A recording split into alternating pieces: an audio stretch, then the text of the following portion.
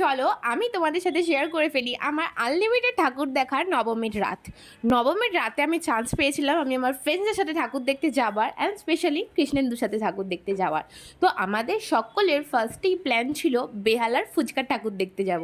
তার জন্য বাইক করে তাড়াহুড়ো করে চলে গেলাম, আর ফাঁকায় ফাঁকায় প্যান্ডেলটাও দেখে নিলাম। সাথে দেখেছিলাম বেহালার আরও কয়েকটা খুব ফেমাস ফেমাস ঠাকুরের প্যান্ডেলগুলো। তারপর বেহালা থেকে সোজা চলে আসি কাশী বসলেন। এই বছর যারা কাশী বসলেনের প্যান্ডেলটা মিস করেছে না, আমি বলবো তারা সিরিয়াসলি অনেক বড় জিনিস মিস করে গেছে। কারণ রাম মন্দিরের পর আমার ফার্স্ট প্রায়োরিটি ছিল আমি কাশী বসলেনের হতে চাই না উমা প্যান্ডেলটা দেখতে যাব। অ্যান্ড আমরা নবমীর দিন গেছি বলে একটা অপূর্ব সুন্দর ভিড় পেয়েছি। আমাদের শুধু জ্যাম পেরিয়ে বাইক পার্ক করতে 1 ঘন্টা টাইম লেগেছিল, তারপর বাইক পার্ক করে লাইন দিয়ে ঠাকুর দেখতে আরও 40 মিনিট, আর ঠাকুর দেখার পর আবার বাইক পর্যন্ত পৌঁছাতে প্রায় 20 থেকে 25 মিনিট। যাই হোক, এত ভিড় ঠেলেও আমরা কাশী বসলেন থেকে সোজা চলে গেছিলাম তালাপ্রত্যয়।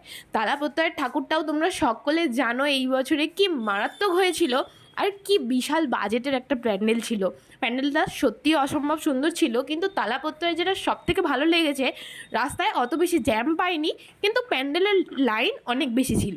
তালাপত্তয় থেকে বেরিয়েছি তখন প্রায় রাত 1টা-1:30। তো এত রাত পর্যন্ত ঠাকুর আমি এর আগে কোনো বছর দেখিনি, আর আমার বাবা মা এত রাত পর্যন্ত আমাকে বাড়ির বাইরে থাকা অ্যালাও করে না, ইভেন দুর্গাপুজোতেও না।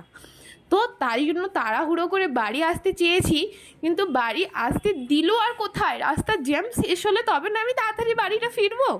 যাই হোক, খাওয়া দাওয়া হয়নি বলে জ্যাম পেরিয়ে এক জায়গায় খেতে ঢুকেছিলাম, আর খেয়ে দিয়ে তাড়াহুড়ো করে বাড়ি এসেছি।